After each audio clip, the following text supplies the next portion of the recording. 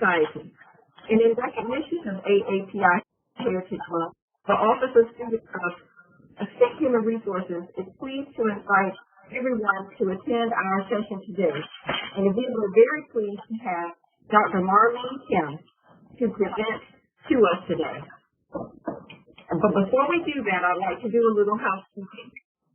Of course, while the session is going on, please make sure that you keep your microphone muted, and that you, if you have any questions, please make sure that you submit your questions to the chat. Dr. Marlene Kim. Marlene Kim is a professor of economics at the University of Massachusetts, Boston. She specializes in race and gender discrimination and the working poor. She is editor of Race and Economic Opportunity in the 21st Century, as well as numerous scholarly articles on these topics. Recently, she has been featured on NPR, CNN, CBS, and the Associated Press, Boston Globe, and USA Today, discussing Asian Americans in the United States.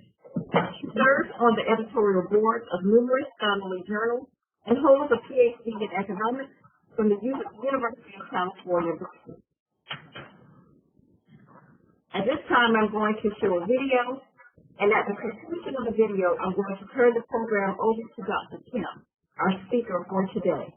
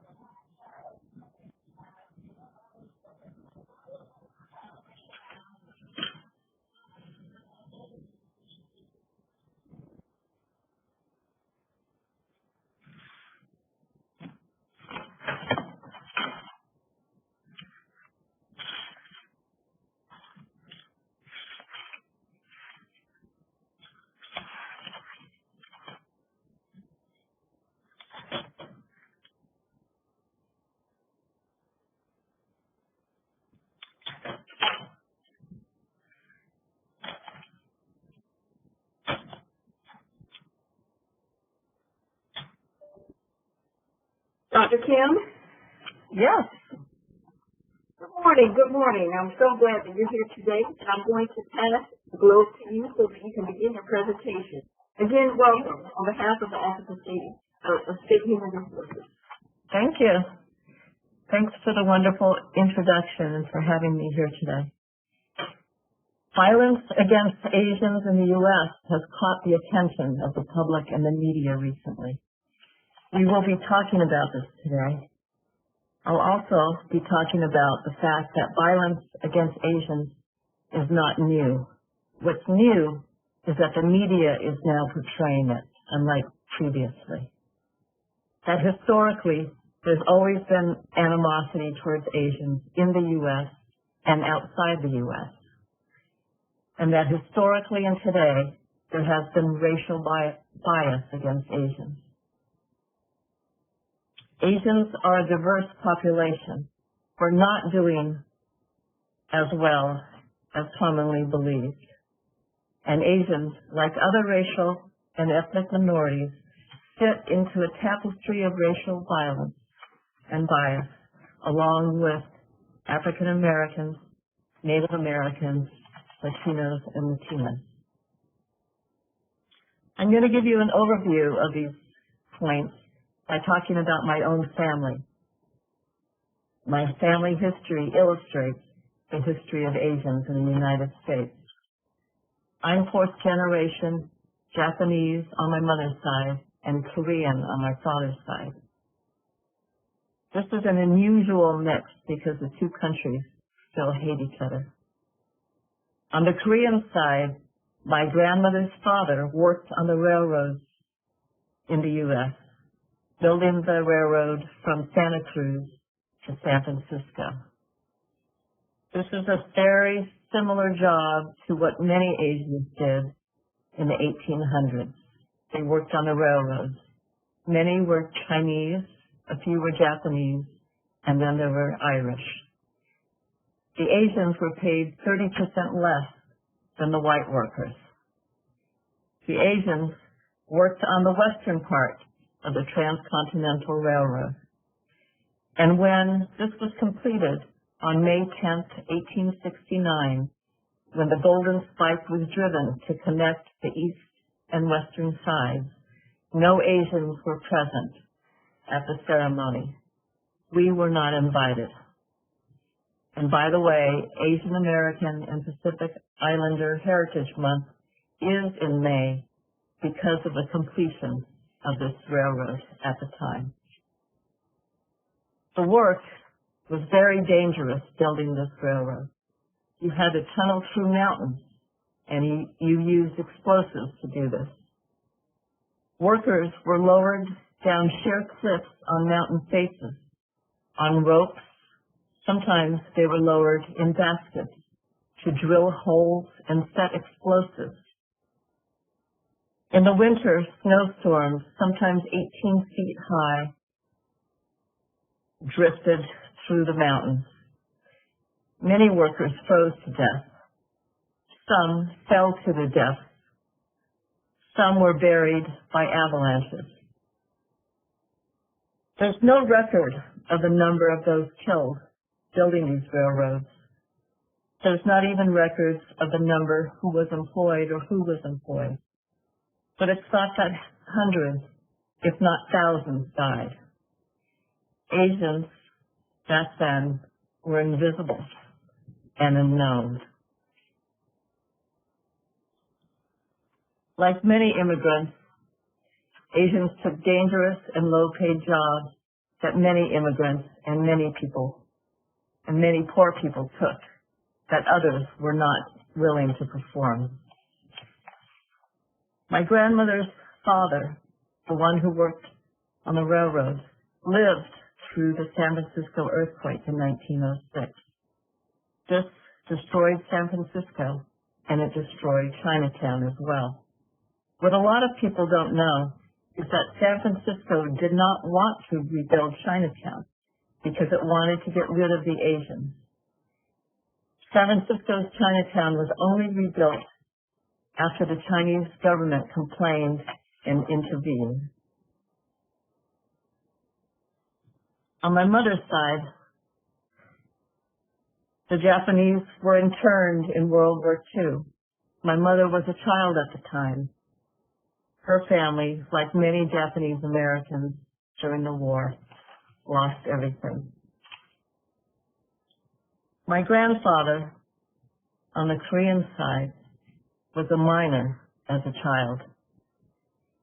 He was 5 years old and was probably a powder monkey, someone who lit the fuse to the explosives.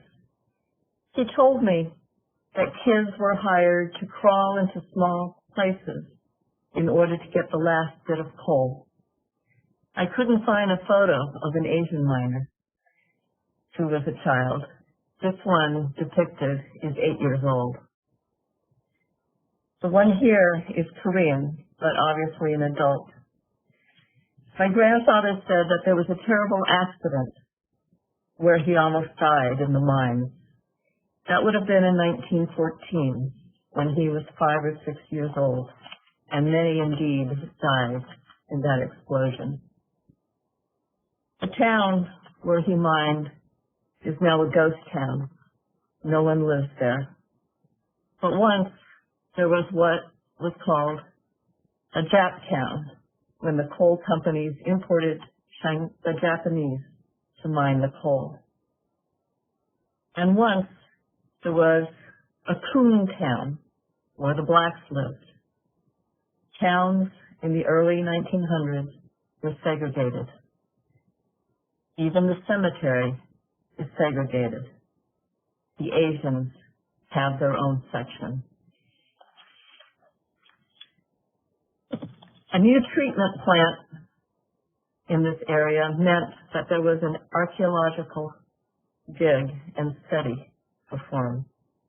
And they discovered recently that there had been a Koreatown, probably in the 19-teens or 1920s. Until very recently, the existence of Koreatown and of Koreans was unknown. We were segregated, invisible, unknown. My parents were farm workers as children. My father started picking when he was 6 years old. My mother when she was 8. Again, I could not find a photo of Asian farm workers.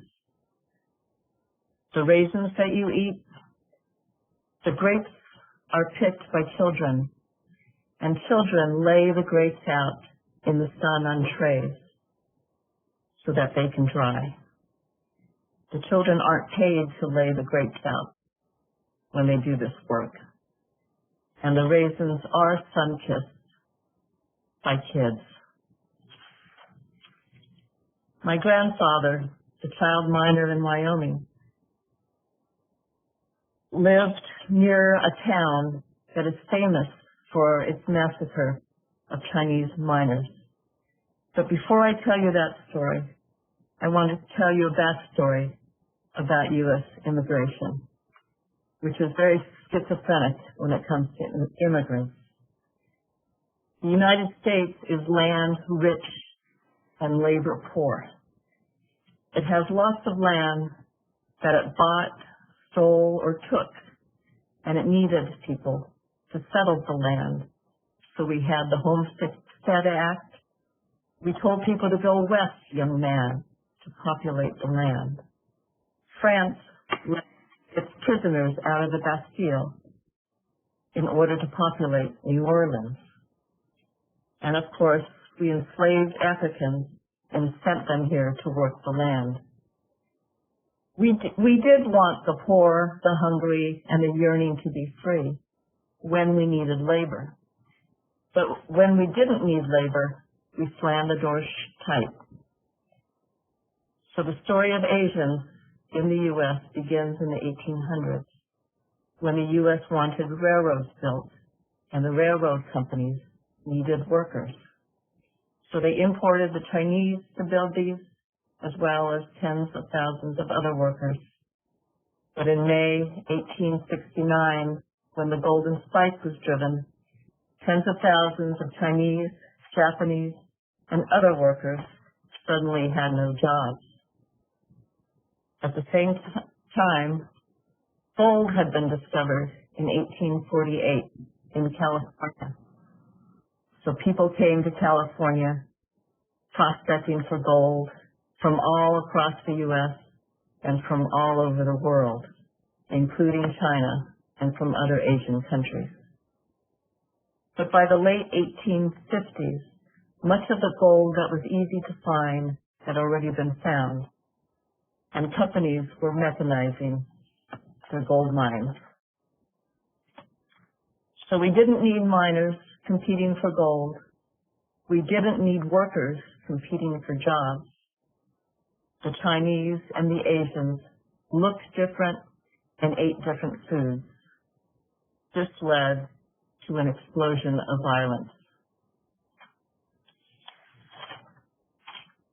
Tammy Cho, the woman in the video at the beginning of this presentation, said she didn't want history to repeat itself, but history has repeated itself. Time and time again, from the mid-1880s to the early 1900s, there was a driving out of Asians from the U.S. and from the West. This section, by the way, is from Jean Seltzer's book, Driven Out, that I highly recommend. On your screen now is only going to be a partial list of some of the driving out. Asians, who were mostly Chinese at the time, were told to leave town. They were forcibly removed, put on boats or on ships or on trains, or they were dumped at the end of the town. Chinatowns were often burned, sometimes repeatedly.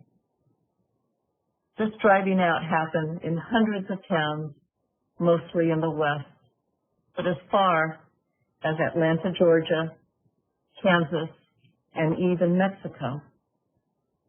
If they didn't leave, they were killed or lynched.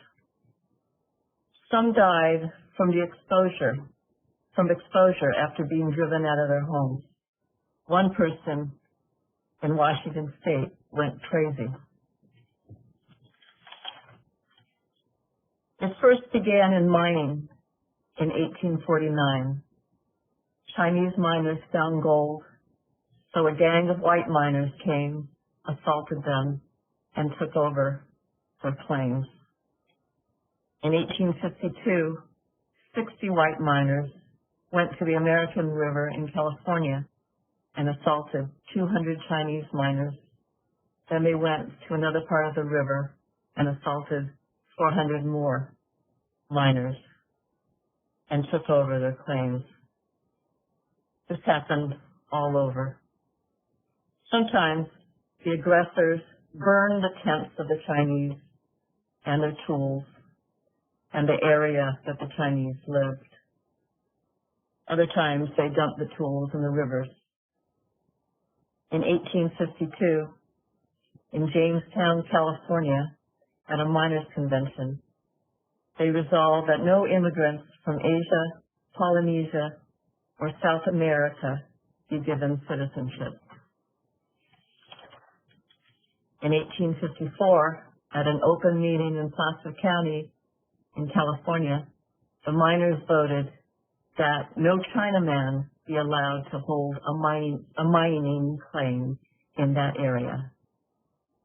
In 1858, the Chinese refused to leave mining, so 200 white men brought their rifles, ropes, and shotguns and ordered the Chinese to leave their claims and to never return at gunpoint. They then found another group of Chinese and did the same to them. Some areas excluded all the Chinese from the gold mines. Near Yosemite, near Yosemite Valley in California in 1856, they told the Chinese to leave by a certain date, and when some Chinese remained, they torched the Chinese cabins and beat the Chinese. Most Asians lived in California at the time, so the map you see is from Jean Seltzer's book, Driven Out.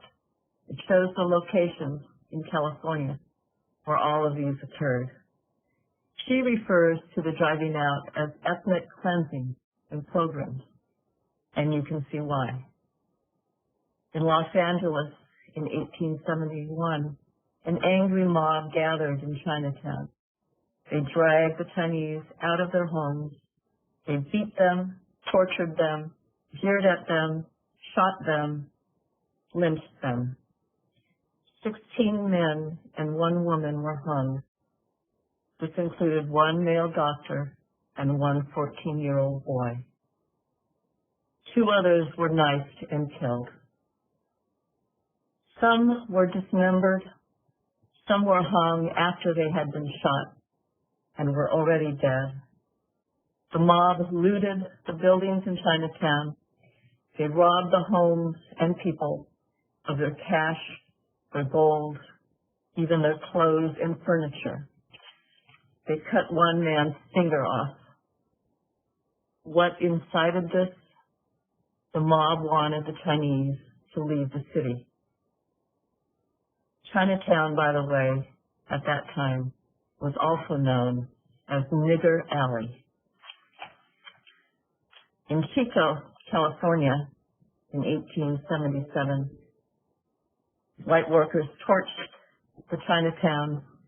They then shot at the Chinese who were fleeing their homes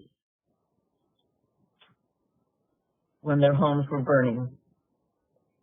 They burned the buildings that were owned by whites who still hired Chinese workers, even though the white workers had refused to work for him. They went to the Chinese bunkhouses where they slept and shot them, killing them, and then setting fire to these bunkhouses.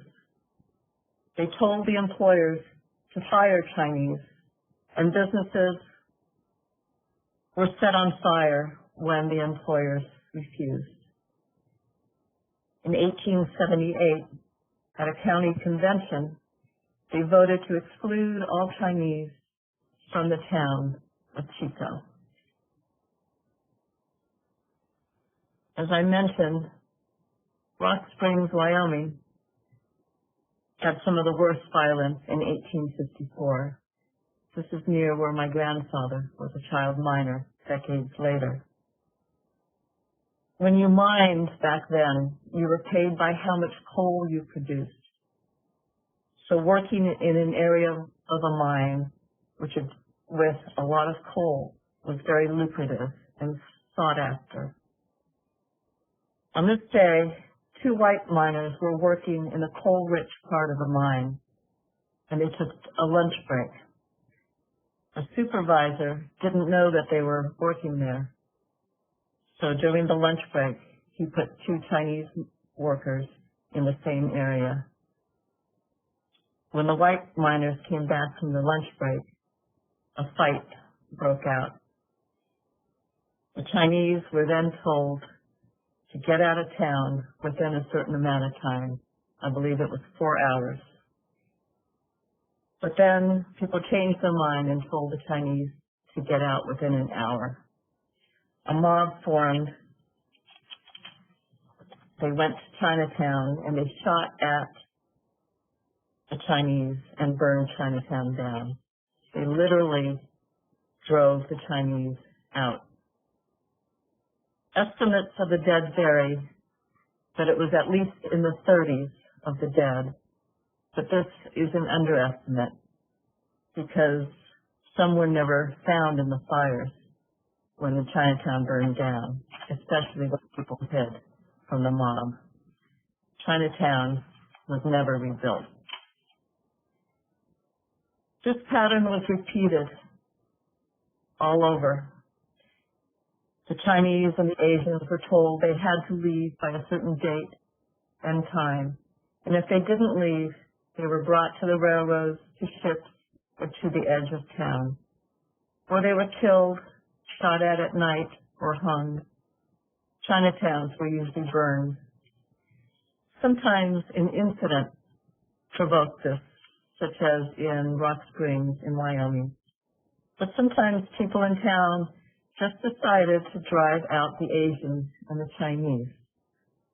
They were aware that this was being done all over the West, and they were even told how to do this. There were instructions on how to drive out the Chinese and the Asians. Often, there was a celebration afterwards when they drove out the Asians. There were picnics. They boasted that their town was free of the Chinese and Asians. It was a way to get people to come to their town. It was one of the amenities of living there. Just like today, where schools might be good, and you would boast that your schools are good, you boasted that your town was free of the Chinese and the Asians. Also, people bragged about their successes in driving out the Chinese, who then ran for political offices and positions, such as governor. So they boasted about this as one of the accomplishments of driving out the Chinese. People organized to drive out the Asians and the Chinese. The Chinese and the Asians had their own KKKs. There were ladies' auxiliaries as well to raise money and support the cause. Towns could not have been successful without the support of town leaders, mayors, police chiefs, and fire departments, which seldom put out the fires in the Chinatowns. They just let them burn. But if the fires jumped to the white section of town, they would put out those fires. Complicit in this were judges and juries who usually let the murderers off or gave very little penalties to the guilty. Also complicit were governors and American presidents. Very few supported the Chinese, and these very few, as you will see soon, often had to change. The ideology at the time promoted ethnic cleansing and pogroms.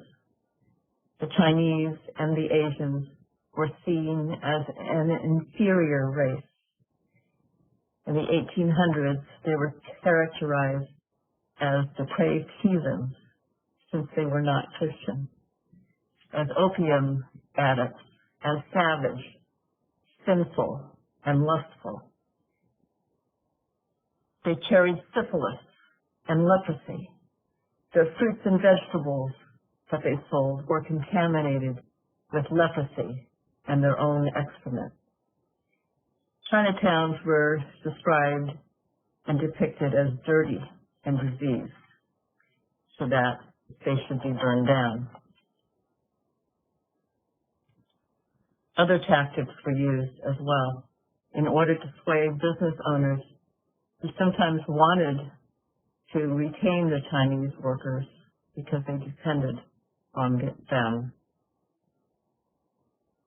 So the towns often got businesses to agree not to hire Chinese, to buy their products, or to sell to them. Some towns got businesses to sign pledges that they would do this, and the town would advertise and notify people of which businesses did not agree to sign these pledges. People got employers to fire their Asian workers, usually the Chinese. They got people to agree not to rent to them for their businesses or for shelter. And people who did not agree to these, employers who did not agree to these, found that their businesses burned or that they were boycotted. And in this way, tens of thousands of Asians, mostly Chinese, but in the later years included Japanese, Korean, and Asian Indians, lost their businesses and were driven out. They lost everything they owned. Some went back to China or to their ancestral homes. Some moved to the East Coast, to New York or Boston. An example is from Chico, California. The Supreme Order of the Caucasians in this town vowed to annihilate any white person who did not join their Order of the Caucasians. It then published a hit list of their public enemies, and this included anyone who helped Asians, who employed them, who trained them, who gave them a place to stay, and who were supportive of Asians. Those people would be killed. You can see from this that Asians have a lot in common with other racial minorities, like African Americans in the South, in Oklahoma City, in Tulsa. They were killed, their towns were burned, they were driven out. This also happened to Mexicans in the West, and of course to Native Americans all over the United States. One reason this could happen is that Asian immigrants could not be naturalized and thus become citizens of the United States. So they couldn't vote, and they had no political power. Most Asians resided in California, and in California, you couldn't testify in court, so you could not bring lawsuits against people who robbed you, who burned down your town or business, or who murdered your friends. The U.S. law was very discriminatory from early on. And early on, the law excluded Chinese laborers from immigrating to the U.S. in 1882. This was then extended for 50 years so that it wasn't until 1943 that Chinese laborers can again immigrate to the United States. The U.S. passed the Geary Act, which meant that the Chinese had to register for identity cards. These were like internal passports in the U.S. that you had to show on demand. And you had to prove that you came to the U.S. before 1882 and the Chinese Exclusion Act. If you failed to show these cards, you could be deported. And many were indeed deported. Other Asian groups were excluded as well from coming to the U.S.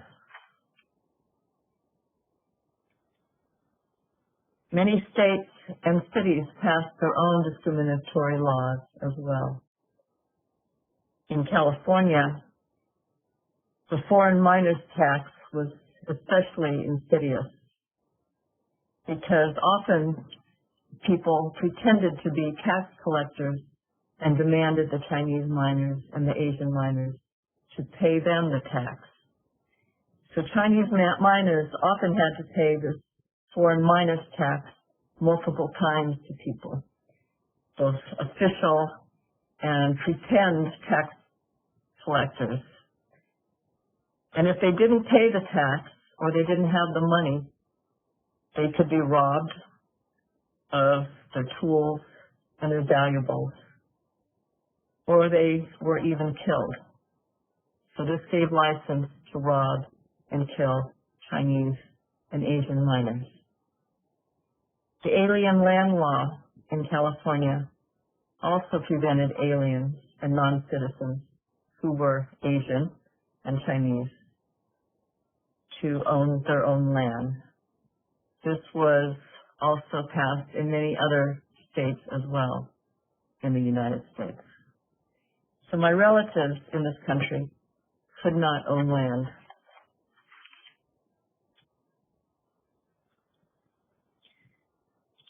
Local laws also existed to prevent Asians basically from performing their businesses.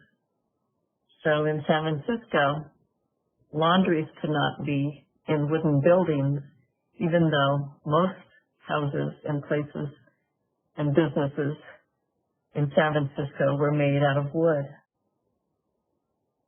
You had to have a certain amount of cubic feet per person in San Francisco, so that San Francisco was punishing the poor and those living in crowded homes like the Chinese. You prevented mixing of the races and criminalized interracial marriages in many states and many counties and cities. And these laws were meant to criminalize and erase one's cultural heritage. Due to the discrimination and the bad treatment of Asians, my own Korean ancestors left the U.S. and went back to Korea, to a part of Korea that's now North Korea, even when it was occupied by Japan, because they were better off living in an occupied country than living in the United States. That's how bad it was for them here. They did leave my grandfather and one of the brothers in the U.S., which is why I'm here today to talk to you. As far as I can tell, the driving out continued through the 1930s with Asians, African Americans, and Mexicans. This, of course, was capped off by the government-sanctioned driving out of the Japanese Americans during World War II, who were all interned. But racial hostility, violence, and animosity continued towards Asians and towards other racial and ethnic groups and towards other immigrants as well until the present time. My own parents lived in a town in Los Angeles where I was born, which was one of the few towns that allowed Japanese Americans to live in after World War II. And between World War II and today, one of the most famous incidents towards Asians occurred in 1982 in Detroit. Vincent Chin was a Chinese American. He was at his own bachelor's party. He was to be married 8 days later when two auto workers beat him up because they thought he was Japanese, and they killed him. They hated Japanese because they blamed the Japanese for job losses of auto workers in the U.S.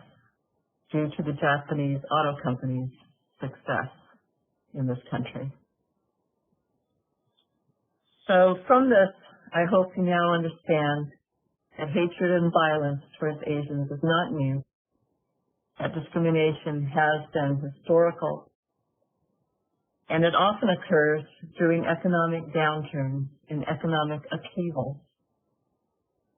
The latter part of the 1800s had a huge economic upheaval called the Industrial Revolution, where many men lost their jobs, they faced poverty and economic insecurity. The 1890s had what was called the Great Depression before the 1930s Great Depression because things were so bad. There were many business failures in the latter part of the 1800s, much economic insecurity, and of course in the 1930s, similar economic security and loss of jobs. And yet, still, during the driving out, the Chinese and the Asians fought back. They armed themselves, they filed lawsuits, which they mostly lost. They went on strike. They did not deliver fresh vegetables and food for hotels and restaurants. They appealed to the Chinese consulate. They quit their jobs to support their fellow workers. In 1893, there was a general strike in California where all Asian workers went on strike, so that laundries, hotels, and restaurants lost their cooks and their cleaners. This brings us back, and I want to bring us back to today and Asians in the U.S. today. Times have changed, and Asians today are now more likely to have college degrees. We're more likely to have advanced degrees, with the result that we're more likely to hold professional jobs, such as doctors, scientists, and engineers. And thus, we have higher earnings and income levels on average. Because of this, we're often called a model minority, that we were able to make it and that racism does not exist towards Asians. But many studies show that there's resentment towards Asians as a result of this. And many studies are showing that Asians today are perceived as competent but cold. We're not warm. We're weak. We're not leaders. And that the stereotypes of Asians have dramatically changed from 200 years ago. We're no longer savage and heathen, but we are shy, soft-spoken, and effeminate. Even Asian men are seen as effeminate. As a result, Asians are less likely to be picked for leadership positions because we're not leaders and we're effeminate. We're seen as good workers and competent, so we get jobs, but we're less likely to be promoted as leaders. The results of these stereotypes from research, including my own, find that Asians face a glass ceiling, that we're less represented in management positions than we should be. And some studies show that there's lower pay for some Asian workers, especially those who are foreign-born, compared to similar white workers, and that should not exist.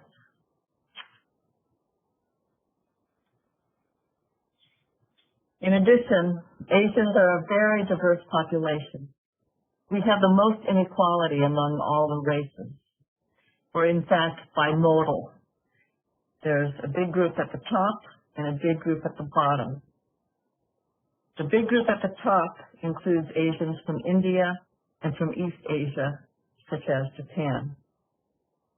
These Asians are more likely to have the college degrees, the advanced degrees, and thus the professional jobs like in law, medicine, engineering, and the sciences.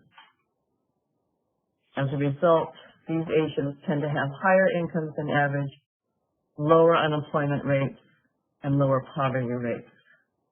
But that's because they started out with more wealth and came usually from families who had professional jobs and parents who had college education. The group at the bottom is often from Southeast Asia, from Laos, Cambodia, and Vietnam, as well as Native Hawaiians and Pacific Islanders. These people often have parents who don't have college degrees and professional occupations. So they're less likely to have college degrees and professional jobs themselves. They often work as cooks, house cleaners, taxi drivers, in light assembly work, and in personal services, such as in nail salons. The result is lower incomes than average, much higher unemployment rates, and much higher poverty rates. So even though, on average, when you look at all Asians, we have higher incomes than whites, this disguises the fact that there's many Asians at the bottom with very low incomes, very insecure jobs, and very high poverty rates. So we're not all successful. We're not a model minority. And some, especially from Southeast Asia and Native Hawaiians and Pacific Islanders, are in fact quite poor. So, like much of the U.S. and much of the world, your income is predicted by your parents' income, by your parents' socioeconomic status and class. That's how it is for Asians, as well as white Americans, African Americans, Native Americans, and Latinos and Latinas in the United States.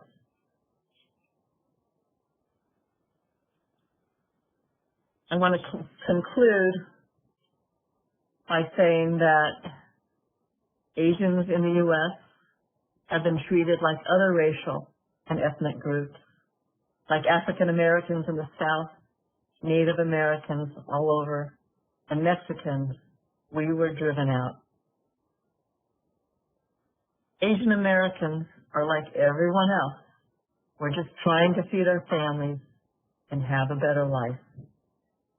But the laws and politics were against us. There's similar treatment today towards immigrants as was historically. We treat immigrants and other races badly when we feel that our jobs and livelihoods are threatened.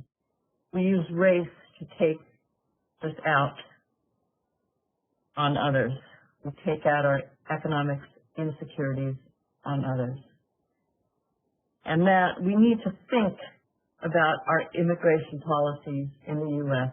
as a nation. That violence and hostility increases when economic conditions are bad and uncertainty rises, like during times of COVID increasing and insecurity for health and our economic prospects. And finally, that laws, policies, and the government can play a major role by showing leadership. Instead of joining in with the racial hatred that inspires violence, governments can lead the country towards tolerance and enact policies so that everyone has opportunities and economic security and can feed their families.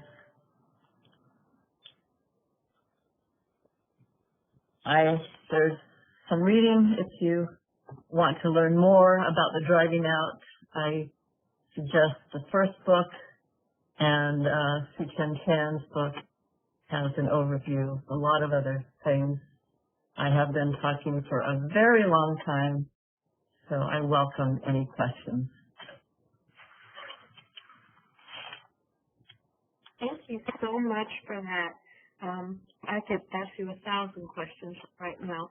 And a reminder, Wendy asked anyone that has questions to please send them to the host, and we will get those answered. But what comes to mind for me right away is that I would love to know what you think about, what your feelings are about the Asian American hate crimes bill that the president signed. I believe it was last Thursday. What you feel about that, and then to follow that up, based on all of this information, tragic and horrifying information that you shared, how has well, let me let you answer that first, because you may answer part of what I'm about to ask you about the coronavirus and the rhetoric around it. So, what do you feel about the bill, first of all? I think it's good to have reporting of hate crimes, and for some reason, attacks on Asians are usually not reported as hate crimes when they probably should be. So I think that's progress. And there has been such an increase in hate crimes against Asians in the last year as a result of coronavirus, and Asians being blamed for that for some reason. So I think more reporting is good, and that more awareness that we're victims of these hate crimes as well as other racial and ethnic groups. Mm-hmm. Okay. So I know, as I said a second ago, that there was a lot of rhetoric around the coronavirus. We heard things like Kung flu and China flu, and I would think that in some way that erased individuality or diversity within the community of Asian Americans and Pacific Islanders. By that I mean it was like a whole group of people, just their identity was lost entirely because they were all lumped into one category. So we weren't hearing Korean American or Burmese American or Chinese American. It was just everyone was in the same pot and stigmatized as a result, and probably used politically. I know many would say that, but what impact has that had on the APA community within that community, all those individual groups, and how are those that are represented in that community addressing it? That's a great question. It's true, Asians are always lumped together, and we shouldn't be, as you see, that we're very diverse, depending on your ancestry, when you came to this country. So you should not lump all Asians together. And obviously, the rhetoric around the Kung flu and the China flu did a lot of damage to the Asian community for blaming us for bringing coronavirus here when, especially on the East Coast, I think it was the conference that happened in Boston that brought it over here instead. But the effect on the Asian community was that a lot of Asian-owned businesses lost a lot of business in the beginning of the pandemic, and that a lot of Asians were unemployed. Last year, we had some of the highest unemployment rates, and today still have the highest long-term unemployment rates.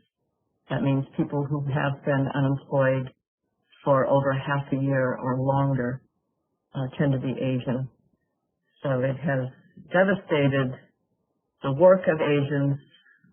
People avoided going to Chinatown because they thought they would get infected with the coronavirus, and that damaged a lot of businesses. So obviously blaming one race for the coronavirus inappropriately and untruthfully did a lot of damage, but it also gave permission to blame Asians, to blame a single race, and to, I think, and permission for some of the hate crimes and the violence we've seen against Asians as well. And that's why I said that government could lead by not inciting the violence and not fueling the violence and the hatred, but telling people how to be safe during the coronavirus and extending help to everyone in the community.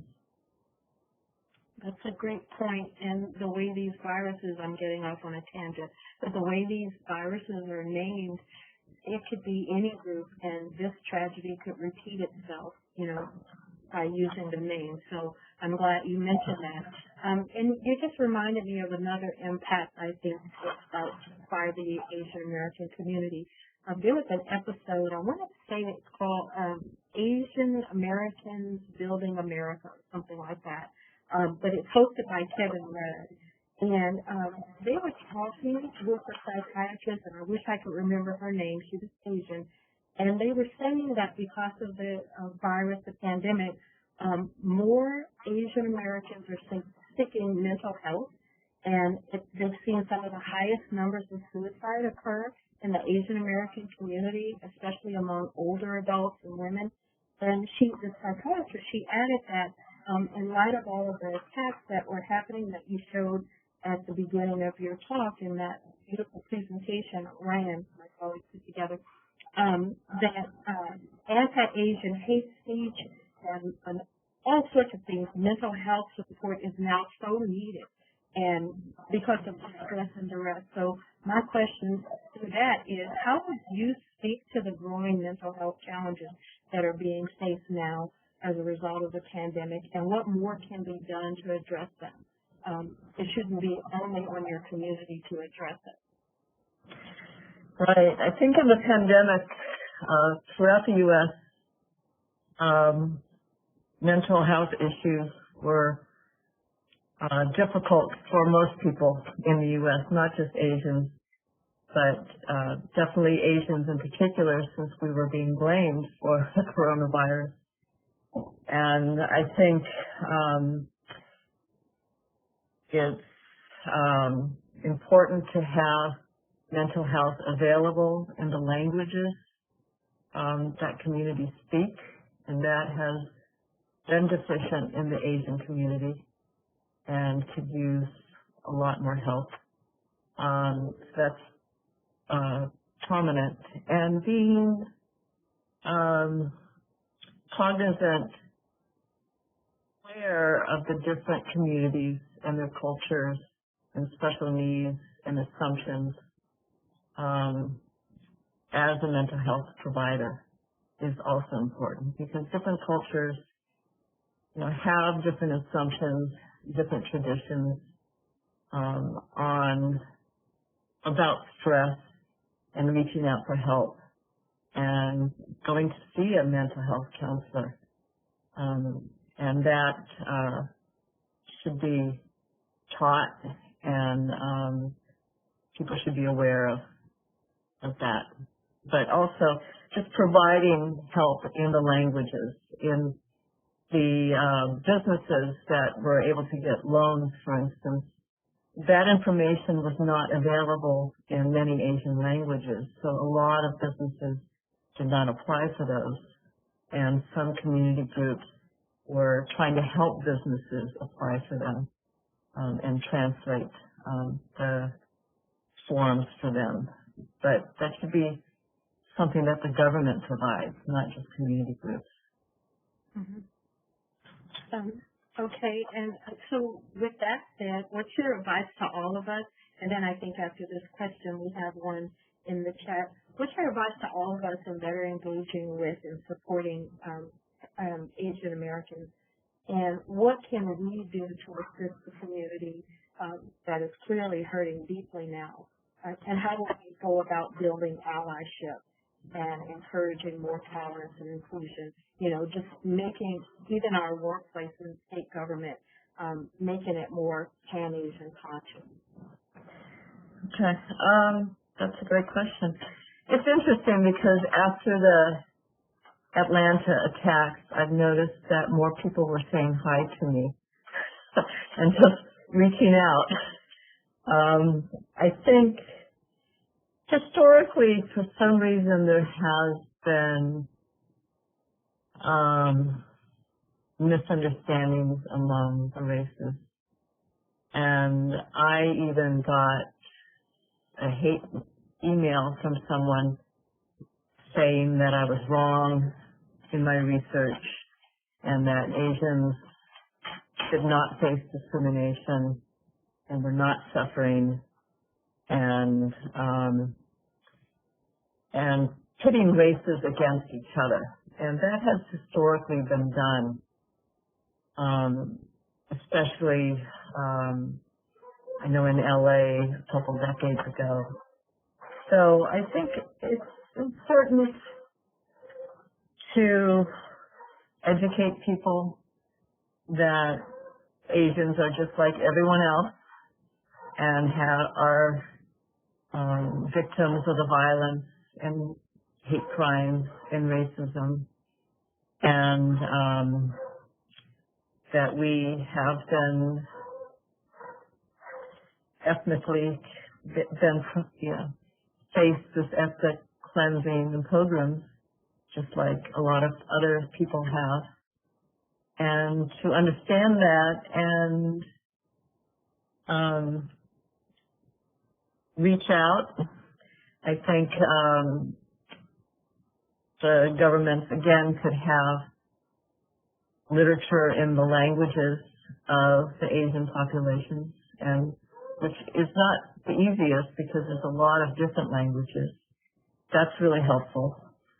And I think programs like this is very helpful to teach people that, hey, this exists today. It's not new. We've done this before. And this will keep happening if people don't understand why this is happening. And we should not be pitting workers against each other. And instead, we should be thinking about the policies we need for everyone when anyone is unemployed or needing help. So I don't know if that answers your question. It did. Ryan, do you have a question? We do. Thank you, Gina. Dr. Kim, this question is multifaceted, so I'm going to break it up into a couple of sections for you. But do you think that Asians who are immigrants or considered, quote, fresh off the boat, are discriminated against more than those who are born in the United States?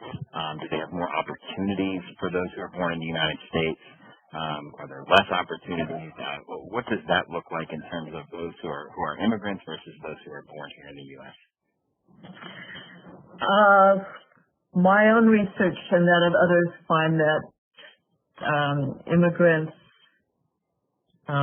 first generation, do suffer more discrimination than people born in the United States. Just having an Asian accent is detrimental. The same is true, by the way, for Latinos and Latinas. That those with accents are discriminated against. So definitely the foreign-born face more discrimination than those born in the U.S. Second part of this question, have you seen any internal conflict or internal tension between Asians, perhaps those who have immigrated here versus those who were born here or other subgroups? And then lastly, are there things that you would advise for us to pay attention to when interacting or working or speaking with Asian coworkers and colleagues? So two-part question there. Have you seen internal conflict, and then any advice for us when we interact with colleagues or coworkers of Asian descent? Let me write this down. There definitely has been internal conflicts and dissent among Asian groups, and even within an Asian group, there's often conflicts. I was actually reading about the Koreans in this country in the early 1900s and the strategy of what to do with the Japanese occupation.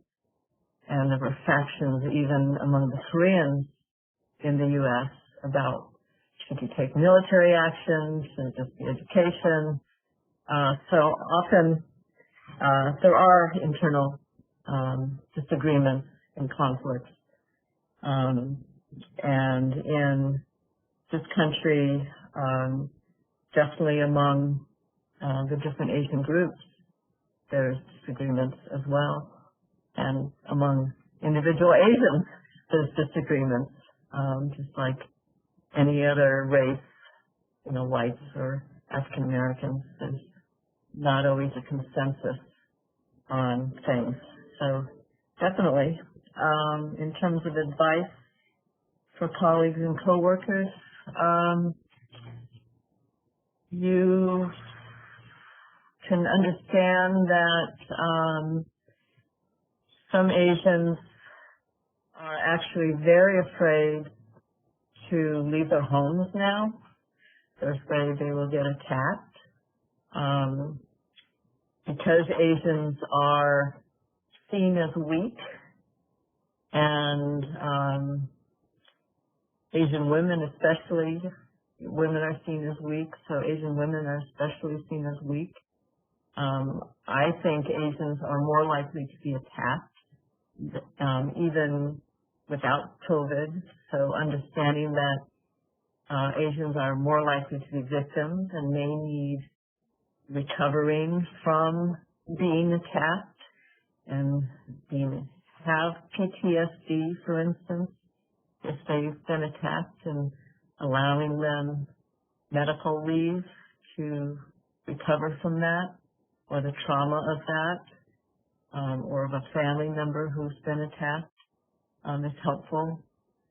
I think reaching out to coworkers by asking them out to lunch or after work, or Zooming to check in to see how they're doing as a colleague, and understanding their problems and feeling insecure and would be helpful as well. And just understanding that Asians are like anyone else and can use the collegiality, but especially at this time, feeling unsafe going out by themselves in some cities, and offering to go with them some places if needed could be helpful as well. I don't know if that answers your question. Thank you. That was a wonderful answer. I have another question, but I love what you shared there, and that would be a beautiful one to end on. But we do I'm just curious because you mentioned the controversy and conflicts between Asians, and I see that we've experienced a very high and more positive profile in Hollywood in recent years. Many saying that it started back with the movie Crazy Rich Asians, and there was a lot of dialogue around the Asian community and how we see that community. And most recently, there was a beautiful film, which I'm happy to say I saw in a premiere online, but I saw it, Minari. That was really beautifully done. So my two-part question for me is, do you attribute that increased visibility and the associated perceptions to part of what we see happening in society today where Asians are more visible? And also, is that having an impact on the model minority mentality that we see? So that's the first part of that. And the second part is, would you recommend that we look at these kinds of films and, learn from them? Because you shared history today that I've never heard before. And, there are a number of reasons for why that can be. But would you recommend this? And also, would you say that the anti-Asian sentiment and the hate crimes have brought all of the varying cultures in the Asian communities closer together and beyond these individual ethnic differences despite the hierarchical or tiered areas?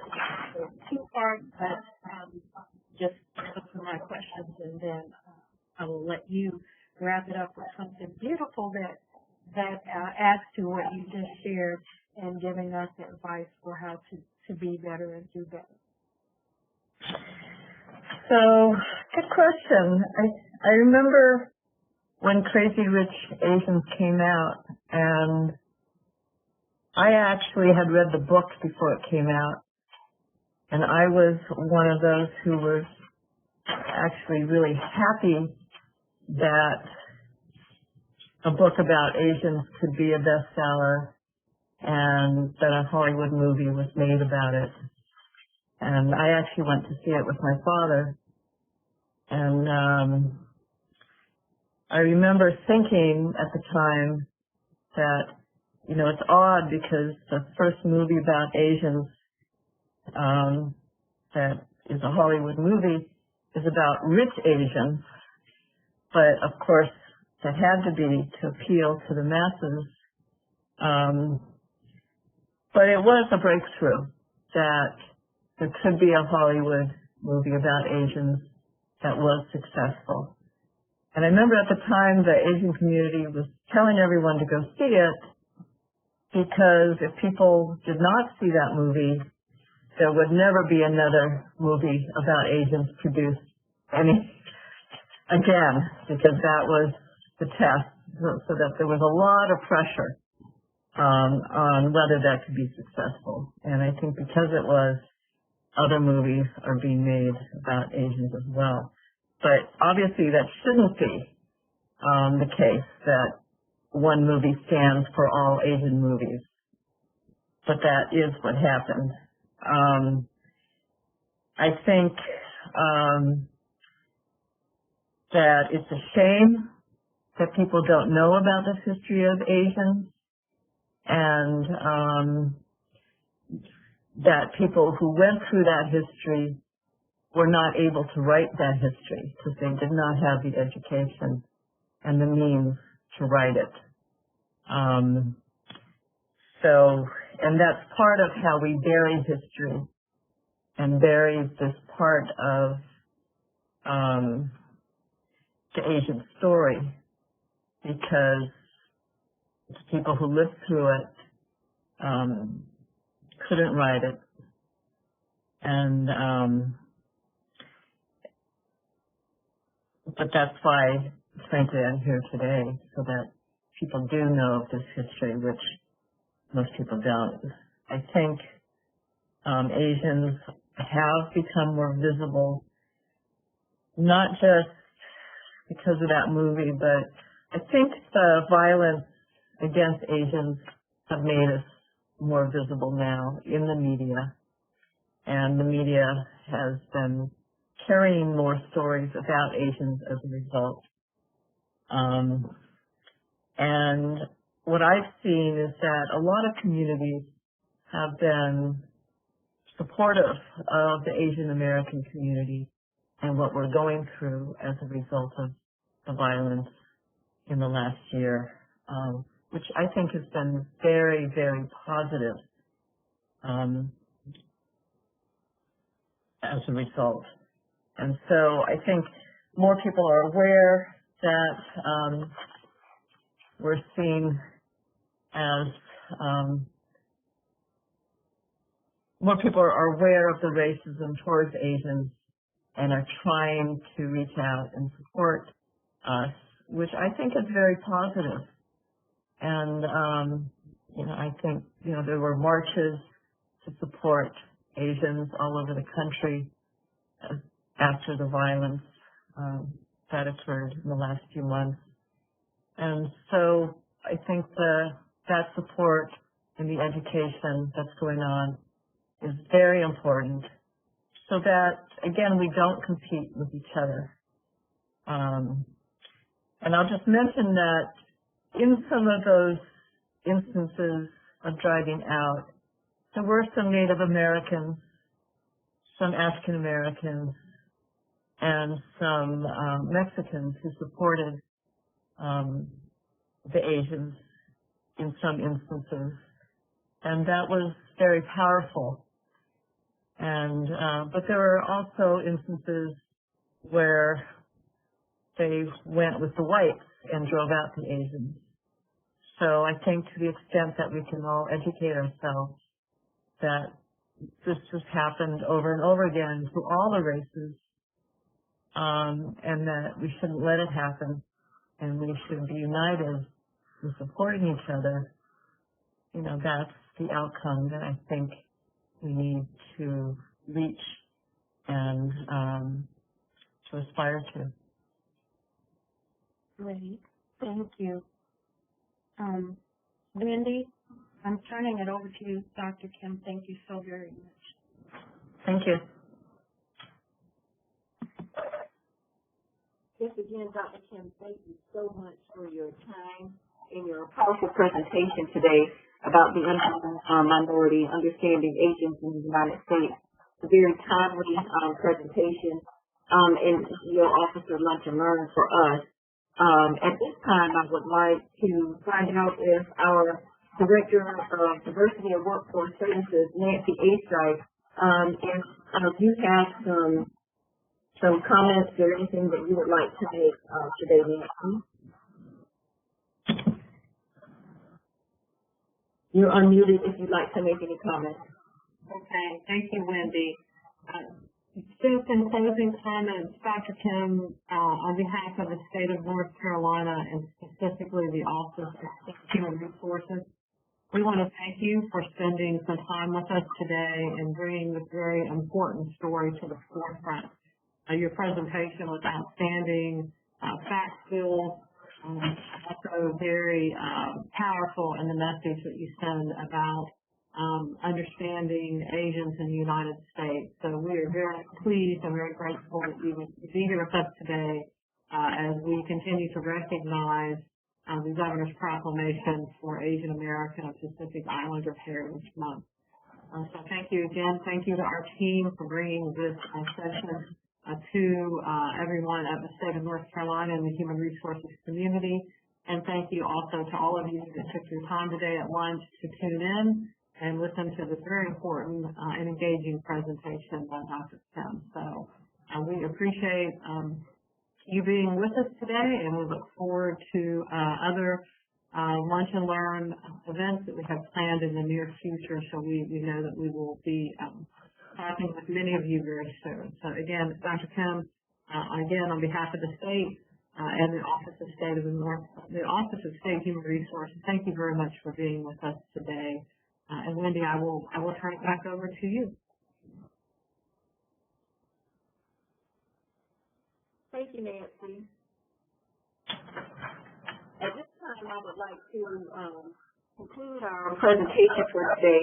And I would also like to remind everyone that we will have another lunch and learn coming up. Next lunch and learn that we will have will be for celebration of Juneteenth. So be on the lookout for any invitations for that program. It will be on June the 17th. So I will take this opportunity to again thank Dr. Kim, and we will see you for our next lunch and learn. Thank you.